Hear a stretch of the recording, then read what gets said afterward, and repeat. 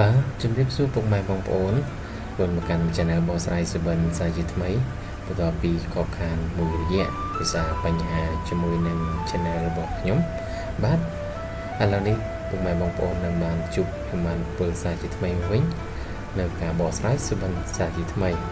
បាទហើយថ្ងៃនេះផងដែរខ្ញុំនឹងលើកយកទាក់ទងនឹងពុកម៉ែបងប្អូនសុបិនឃើញស្រមោចបាទប្រសិនបើជាពុកម៉ែបងប្អូនសុបិនឃើញសត្វស្រមោចចូលនៅក្នុងផ្ទះកុំទាន់ភ័យព្រោះវាជាប្រផ្នូលដ៏ល្អសម្រាប់អ្នកសុបិន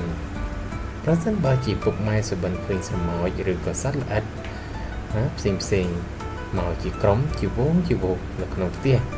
នោះទំនីទីថានឹងទូបានលៀបសំណាងយ៉ាងធំសម្បើមឬក៏មានបរិវារខ្ញុំបំរើមកជួយធ្វើការទៀតផងបាទប្រសិនបើជាពុកម៉ែបងប្អូនឃើញ